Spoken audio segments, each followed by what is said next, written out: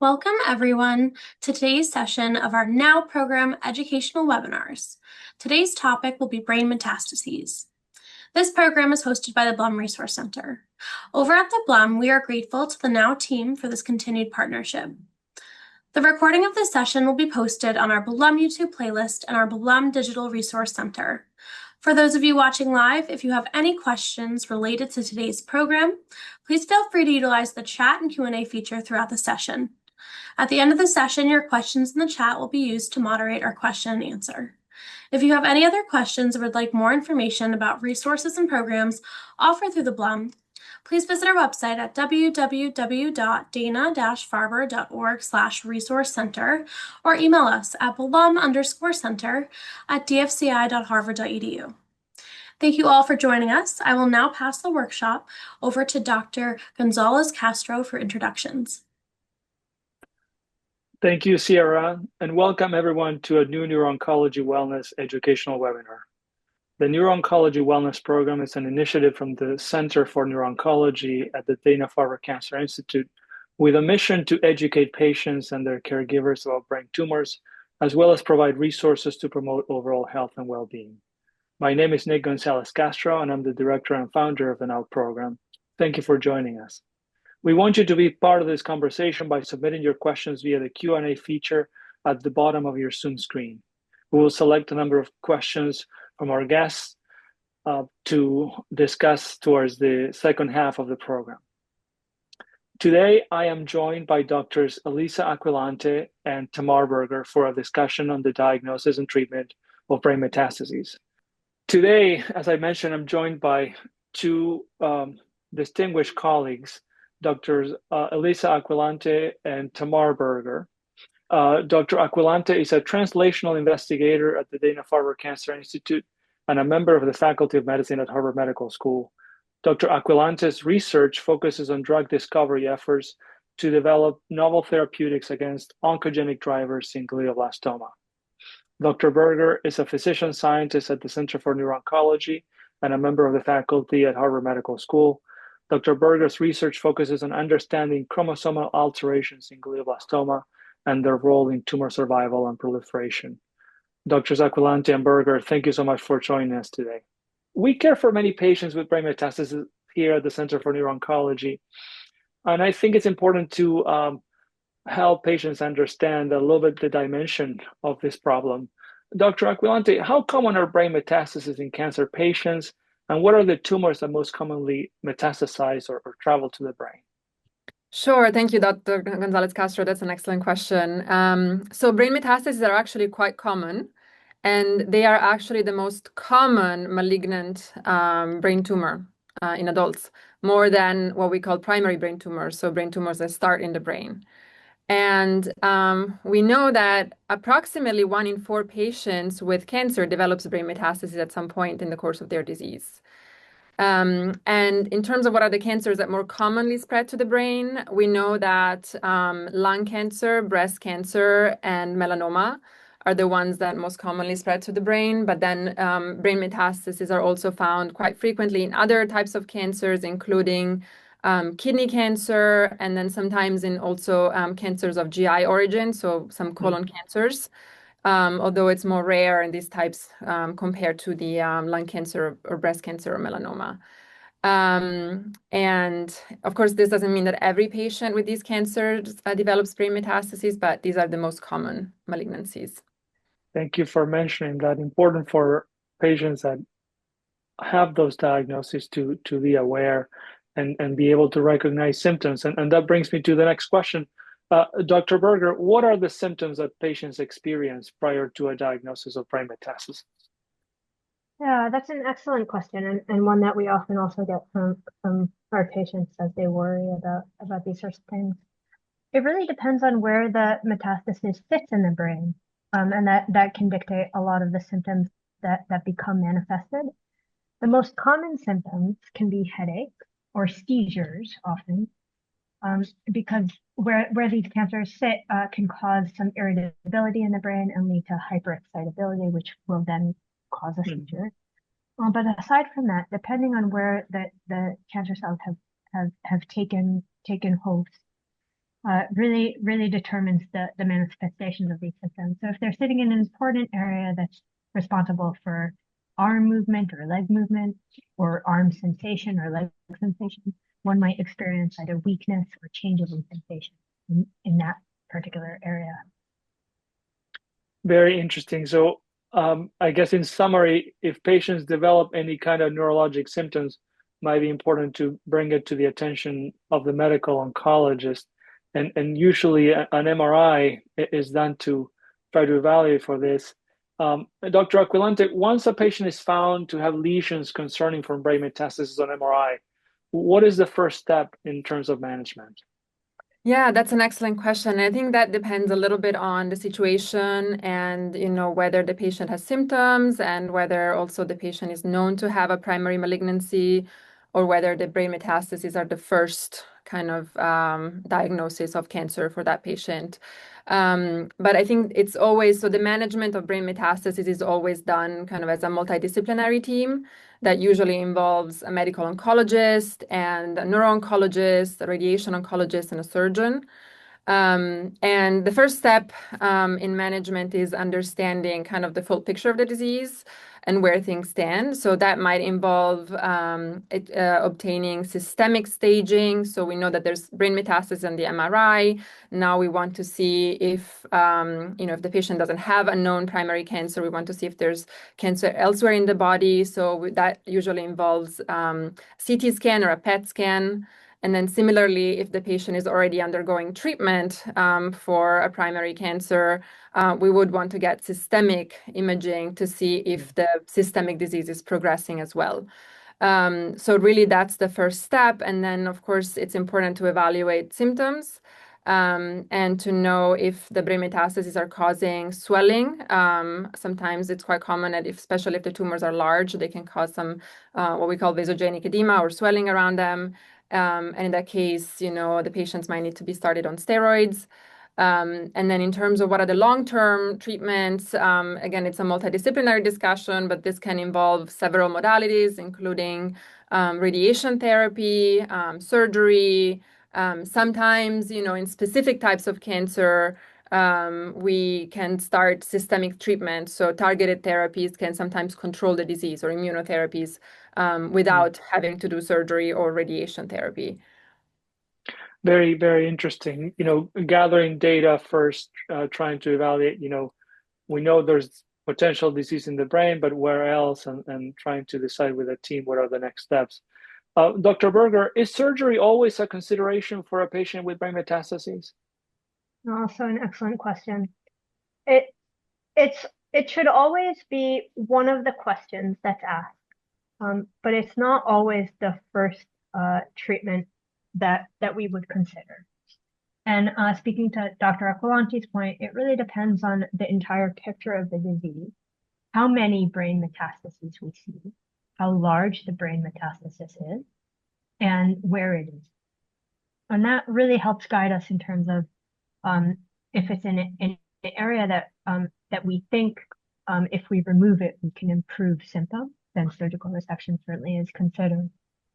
But there are cases where they're smaller and there are many metastases that are found at that time. And then we consider other modalities, other treatment.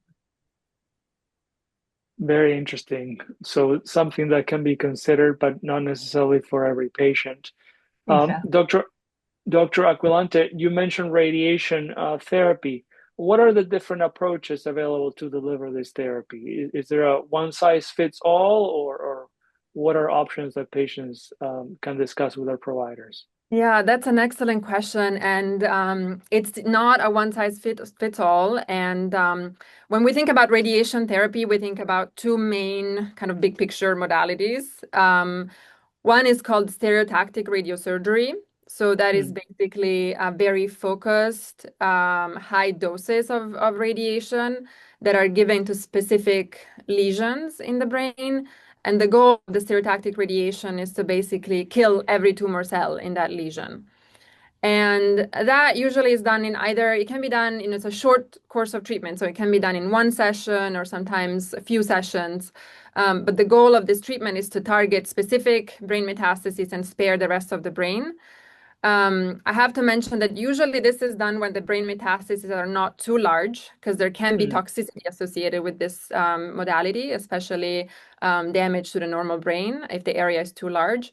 And so, if there's a few number of smaller brain metastases, this could be an option. The other modality is called whole brain radiation, and that sometimes that's basically radiating the entire brain. And we use that when in patients that have many brain metastases that cannot all be targeted with the stereotactic radiation, or when there's a high risk of having seeding throughout the brain. So those are the kind of two main modalities that we use. I see. As you alluded, when you use stereotactic radiosurgery, you are somehow sparing healthy brain, which is not the case with whole brain radiation. So, what kind of neurologic complications or problems can we expect with patients after they receive whole brain radiation? Yeah, that's an excellent question. So in terms of whole brain radiation in general, in the short term, that's tolerated fairly well. Some of the side effects that people can experience in the short term include fatigue, sometimes, mild irritation to the skin, sometimes mild hair loss. But what we worry about with whole brain radiation are kind of the cognitive toxicities. And over time, patients notice that there can be changes in cognition, especially memory and attention. This obviously can be devastating for some patients. And so we try to avoid this by using different protocols that sometimes reducing the dose of the whole brain radiation, or sometimes using a method that's called hippocampus sparing. So kind of sparing the memory centers of the brain to limit this toxicity. Thank you. Dr. Berger, in addition to trying to plan the radiation field sparing the hippocampi, are there any other options that you discuss with patients to try to minimize the cognitive impact of whole brain radiation therapy? Absolutely, and another excellent question. So in addition to hippocampal sparing whole brain radiation therapy, which can be considered for some patients, depending on the timing and the disease and the age, we, based on now several clinical trials, we now recommend a memantine, which is a drug that's helpful in preserving cognitive function during radiation. And we often recommend that patients start this 3 days within initiation of whole brain radiation and continue it for up to 24 weeks after. And these trials have shown modest but statistically significant improvement in cognitive function, in delays towards in a prolonged time until we see cognitive deficits, as well as improved executive. Thank you for mentioning that. Certainly an option that we have for patients. One other thing that I often discuss as well is the effect of exercise in cognitive preservation and also in helping fight fatigue. So everyone should be exercising, but if you have a cancer diagnosis, I think this is another good reason to start a formal exercise regimen. One thing that is intriguing now looking at the other modality is that sometimes after stereotactic radiosurgery, we often see a transient worsening of symptoms, or perhaps that weakness you alluded, shortly after becomes worse, or patients develop seizures. Why is that? Why is it that patients develop that recrudescence, if you wish, after treatment with SRS? Yeah. And I think Dr. Aquilanti also had mentioned this briefly, but what the radiation field or the SRS field does is it really irritates the brain tissue that it's trying to fry, the area of the tumor that it's trying to fry. But in irritating it, it's making the surrounding tissue very angry, and that introduces some very similar to what we see in wound healing responses in the rest of your body, but we see swelling in the brain around the area that was radiated. And we like to see that swelling because it shows us that the radiation is working, that we were successfully irritating the brain, but it certainly can't cause these, if you will, worsening of symptoms. And often I warn patients that this may happen, that it's likely to happen, and that we have treatments that we can help to minimize the effects of some of this swelling. Go ahead. I guess some of those treatments certainly are steroids, which help reduce swelling anywhere in the body, and that applies also to the brain. And then we also have other treatments. I see. In addition to steroids, which, as we know, are an effective short-term treatment, but carry long-term complications, what other treatments do you often use to manage persistent peritumoral edema suspected to represent radiation necrosis? Yeah.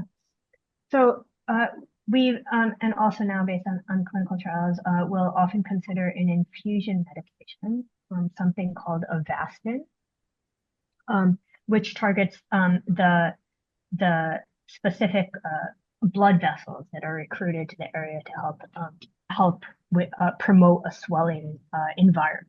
And so we try to mitigate that response with this Avastin infusion. The infusion is typically given once every 2 weeks, can be given once every 3 to 4 weeks as well, depending on the dose. We do this for a limited time, so not indefinitely, but our hope is that it will help mitigate some of the. Thank you. Yeah, certainly an effective treatment, and one that we use to help patients that, although have control of their disease through radiation, experience side effects down the line. Let's transition to systemic therapies. Certainly in the last decade, we've seen a number of systemic therapies for different tumors, some of which have activity in the brain and have helped patients with brain metastases. Dr. Aquilanti, can you tell us about systemic therapies, such as targeted therapies that are available for patients with lung cancer that we can use in lung cancer brain metastases? Yeah, absolutely. That's an excellent question. Brain metastases are very common in lung cancer, and in both patients with small cell lung cancer and also non-small cell lung cancer. And I'm going to now focus more on the non-small cell lung cancer type of therapies because we have more targeted therapies for this disease. And in this disease, we know that brain metastases are very common. About 10% of patients are, when they're diagnosed with metastatic non-small cell lung cancer, they also have brain metastases at diagnosis. And then up to 20% of patients develop brain metastases over the course of their disease. And with non-small cell lung cancers, there are certain types that we call oncogene-driven lung cancer that have specific mutations that activate these oncogenes that drive the formation of the lung cancer. And now, thanks to a lot of science that was done over the last 20 years or so, we have therapies that target these oncogenes. So some examples include EGFR, a gene called EGFR, and there are specific mutations in EGFR that are found in lung cancer. Also, what we call rearrangements in another gene called ALK, and then also in another gene called ROS1. And now we've developed targeted therapies that effectively target these mutations that can also penetrate to the brain and treat brain metastases. So some examples include a drug called osimertinib for EGFR mutant non-small cell lung cancer. And then other drugs that include alectinib or brigatinib for lung cancer with ALK rearrangements. And then other medications, entrectinib or crizotinib for lung cancer with ROS1 rearrangements.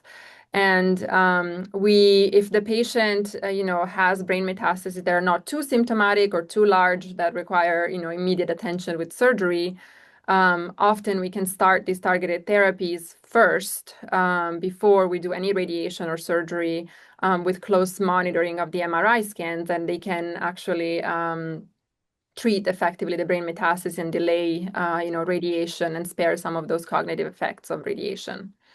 When there aren't any targetable, what we call targetable alterations, so often the patient would need to be treated with a different type of systemic therapy that's either immunotherapy or chemotherapy. But often in these cases, they need to have the brain metastasis treated with radiation therapy or surgery. Thank you. It appears that lung cancer, particularly non-small cell lung cancer patients, have a number of options now if they have specific molecular alterations. You also mentioned breast cancer as one of the most common tumors that metastasize to the brain. What type of therapy, systemic therapies, do we have for patients with breast cancer? Yeah, definitely. So breast cancer, is the second most common cancer that has, develops, brain metastases. And as with lung cancer, there are different subtypes, molecular subtypes of breast cancer that are driven by different factors. And there is a specific subtype of breast cancer where there's activation of an oncogene called HER2. That now, this actually is a type of breast cancer that, is very aggressive and often, tends to spread to the brain quite often. But there are therapies that target this HER2 oncogene that can be effective in the brain. And those include different types of modalities, some what we call small molecule drugs, like a drug called tucatinib, or an antibody called trastuzumab. And there's a combination that is used that involves tucatinib, trastuzumab, and a chemotherapy called capecitabine that has, brain activity in the brain. And then there's also other types of drugs that we call antibody drug conjugates. So it's basically an antibody that's linked to a type of chemotherapy. The antibody drives the chemotherapy to the cells that express the HER2, and then, it kills the cells that way. And there are two types of antibody drug conjugates, TDM1 and TDXD, that have, activity in the brain as well. So there are options for breast cancer patients as well, as far as systemic therapies. Thank you. Great to discuss those options and for the audience to be aware of them, to discuss them with their providers. Melanoma was the third most likely offender that was mentioned.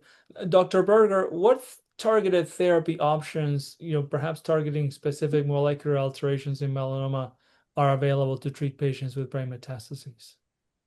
Absolutely. So similar to non-small cell lung cancer and breast cancer, as Dr. Aquilanti said, our targeted therapies for melanoma are also designed to block genetic mutations that we see in a subset of melanoma patients. And specifically, the most common mutations that we see are mutations in an oncogene, something called BRAF, BRAF, that overactivates a specific pathway in cancer cells, something called the MAP kinase pathway. And we've made significant strides at developing inhibitors to target this pathway, as well as the oncogene BRAF itself with that target. And so we have now FDA-approved BRAF inhibitors, as well as inhibitors of the pathway that the oncogene targets to activate.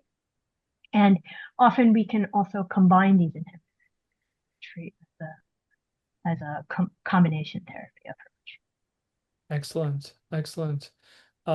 Let's talk a little bit about immunotherapy. Dr. Aquilanti, at a previous Now webinar, we discussed the emergent interest of using immunotherapy in primary brain tumors and how that's still in development. But immunotherapy certainly has changed the landscape of response for systemic cancers, and is often used as well to treat brain metastases. Can you tell us a little more about, what immunotherapies are used to treat brain mets? Yeah, absolutely. So there are there are different types of immunotherapy, but there's a subset of immunotherapies that are called immune checkpoint inhibitors that basically have revolutionized the treatment of systemic cancer over the last few decades. And the way that these drugs work is that they basically release kind of the brakes of the immune system So there are pathways that keep the immune system at bay, and these treatments kind of activate or overactivate the immune system. And the targets of these treatments are molecules called PD-1 or CTLA-4, and they're given as systemic therapies. And now we know that these types of immunotherapies, initially, actually in the initial studies, patients with brain metastases were excluded from the trials because of the concern of how these drugs would act in the brain. But now we know that these drugs in specific types of cancer like melanoma, they can be effective at treating brain metastases as well. Excellent, excellent. Dr. Berger, what kind of toxicities are sometimes seen in patients receiving immunotherapy, either for systemic disease or for brain metastases? Absolutely. So immunotherapy, the point of immunotherapy is that we activate the immune system to allow it to target anything that's foreign. And that makes it hypersensitive to cancer cells. But in doing so, we've activated the immune system to be aggressively targeting things that it won't otherwise recognize as foreign. And so that includes normal cells in the body. And so the most common side effects that we see are really immune attacks of any possible organ in the body. It can attack the skin, and we often see a dermatological rash and reaction. But we can see immune activation and targeting of the heart, of the gut, causing diarrhea of the eye, and then also of the brain, which can lead to swelling and some cognitive changes as well. But the spectrum of side effects, unfortunately, is quite large. And are those toxicities reversible? How do we approach the treatment of those? Absolutely. So we certainly can reverse them, one, by stopping the immunotherapy or pausing it, by giving steroids to suppress the immune response, by giving even higher dose steroids. And sometimes we can give additional agents that really inhibit the immune response. And we often consider that in patients who have severe diarrhea or colitis, inflammation of the gut from sorts of drugs. Thank you so much. The next question is all about one of the most difficult diseases that we get to treat. And those are brain metastases that go beyond the actual substance of the brain and involve the coverings, the lining of the brain and the spine, the so-called leptomeningeal metastases. How do you approach the treatment of these, and what is new regarding the treatment of this type of metastases? Also an excellent question, and a disease that I think we're continuing to make advances on and progress with. I will say that patients with leptomeningeal disease, we consider typically when they come to us predominantly based on what the cancer subtype is that's causing this, and that can often drive how we think about the therapy. So there are scenarios where we see leptomeningeal disease in some of the cancers, like EGFR mutant lung cancer, where we have a targeted drug that has penetration into the brain. And if patients have not been on this drug before, it can really help them, and it will still penetrate into the leptomeningeal space. But if we see situations where a targeted therapy is no longer a rational approach, we consider a spectrum of different options, and it really depends on how the patient is doing, how strong they are, and how the disease is doing in the rest of their body. For patients who are very strong, relatively asymptomatic, don't have symptoms from this, but it was found either as part of staging or as part of workup for something else, the cancer in the rest of the body is well controlled. We sometimes consider something called proton craniospinal radiation. And what that does is it uses a different modality of radiation therapy instead of photons that use proton. And that allows the radiation oncology specialist to really target the radiation field just to the lining of the brain, to the brain, and throughout the spinal cord without penetrating into the vital organs that might be behind the spine. And the rationale for that approach is that we can try to radiate the fluid around the brain and the spinal cord, which is where these cells tend to like to live in leptomeningeal disease. For other cancers, we can also sometimes consider intrathecal targeted therapies, but that's very dependent on the type of cancer.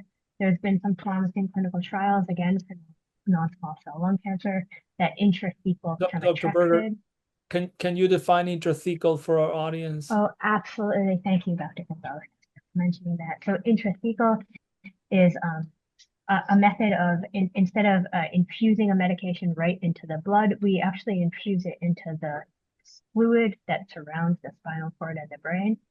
And we generally do so by inserting a small needle into the lower back, similar to some of the diagnostic exams that we would need to see if there's cancer cells floating around there. So I think of it sort of as a blood test, only instead of in the veins, we stick a needle in the back into just a fluid before the spinal cord. And instead of collecting fluid, we'll insert and infuse chemotherapy to allow for better penetration into that. So that method has been shown to be promising in one subtype of leptomeningeal disease, specifically patients with non-small cell lung cancer. And there are limited clinical trials for it, but it is something that I think the field is continuing to explore. And for other cancers that have leptomeningeal disease, where other approaches have been promising, approaches like CAR T cell therapy, which is another way to really target your immune cells to attack the cancer. If there are specific cancers that have shown response to these CAR T, we have no reason to believe that they will also be beneficial for the leptomeningeal. Thank you for that very nuanced discussion of options for patients with leptomeningeal disease. And you also alluded to the fact of that there are clinical trials or studies looking into how we can better help these patients. Dr. Aquilanti, can you tell us a little bit more what we can look forward in terms of research, clinical trials or otherwise, for patients with brain metastases, either here at Dana-Farber or elsewhere? Yeah, absolutely. So there's definitely a lot of research ongoing, both on the basic science side and on the clinical side in brain metastases and leptomeningeal disease. And we do have a lot of clinical trials that are currently enrolling patients with brain metastases. And these clinical trials are run by either, there's a lot of trials, for example, that are run by the radiation oncology group. Looking at different radiation modalities, combination of different modalities, or even looking at molecules that can sensitize the brain metastases to radiation. There are clinical trials that are run by specific oncology divisions. So I would definitely recommend talking to your oncologist, if this is something that came up, about any clinical trials that are open for patients with brain metastases, because, historically, again, patients were excluded with brain metastases were excluded from systemic therapy trials. But now more and more we're recognizing that these therapies can have activity in the brain. And so we are enrolling patients with brain metastases. And then, there are trials that are specifically run by the neuro-oncology divisions that look at kind of patients with brain metastases across different tumor types, but that have specific molecular alterations in their brain metastases. So those are also trials that are worth considering. Thank you. Definitely worth looking into and discussing with your provider if there's a clinical trial that you might be able to participate. As we always mention, we have no certainty that the clinical trial therapy will be more effective than a standard therapy, but oftentimes it's worth pursuing this, particularly if the known options are of limited benefit. Before we close up, I'd like to ask a few more questions that we often get from patients and from the audience. One is about monitoring. Dr. Aquilanti, once patients are noted to have brain metastases, how often should they get MRIs to see if they're responding to treatment or if they're developing new metastases? What is your usual approach? Yeah, that's an excellent question. I mean, we know that once brain metastases develop, they can grow aggressively, and we also want to, if they're small, we want to prevent them from growing further and causing symptoms and causing neurologic complications. So the monitoring is quite frequent, and it's more frequent, I think, than potentially other types of monitoring for systemic disease. So my approach is typically to monitor every 2 months with a brain MRI, or if they have spine metastases, with a spine MRI. I see. Thank you for noting that. It's important to keep an eye on things and see where things stand. Dr. Berger, another question. As you mentioned early on, seizures are common in these patients, and sometimes we all have seen the typical generalized seizure that is shown in TV shows and in movies, but sometimes seizures are a little bit more subtle to recognize. What are some clues to maybe pick up on these smaller seizures for patients and their caregivers? Yeah, excellent question.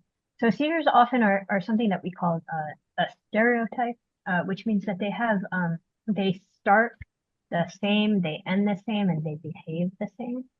It's that same pattern. So if someone were to come to me and notice and say that they have this electrical sensation that starts at the toes, migrates up their left side, for example, migrates back down, and then goes away after about 5 minutes. And that happens periodically, several times. That would be something that would be alarming and raise suspicion, although not diagnostic of perhaps a seizure. That can then, those sensory changes can then be replaced with anything. So there can be word finding. That's transient, happens for about 5 minutes, and then things slowly get back to normal. It can be weakness. It can also, you mentioned the large seizures, those generalized seizures that also result in loss of consciousness. But more often than not, we also see isolated muscle twitching, and that can be anywhere in the face, the hands, the legs, and typically on one side. And then if it gets more severe or lasts longer, sometimes we'll see it spread to the others. Thank you for clarifying that and giving more context for our viewers. Thank you, Drs. Aquilanti and Berger, for a terrific discussion on brain metastases. This is really helpful, and we have covered a lot of grounds today.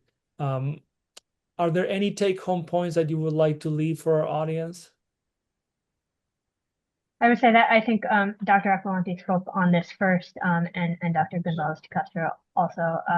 The biggest takeaway point, I think, is that this is a multidisciplinary disease at the time that it presents. I think having a team of experts, including surgeons, radiation oncologists, medical oncologists, and then a neuro-oncologist as well, is always beneficial, because we each have our expertises, and often our approaches can be very complementary.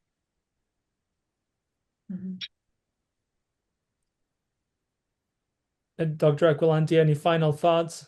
Yeah, I think, it's hearing a diagnosis of brain metastases can be extremely scary and devastating. But I would say that I think one of the takeaway points from today is that while, historically, maybe the prognosis of patients with brain metastases was very poor across the board, thanks to a lot of the science that was done and clinical trials and research over the last few decades, now patients with brain metastases can live, a long time, and these brain metastases can be managed with different therapeutic modalities.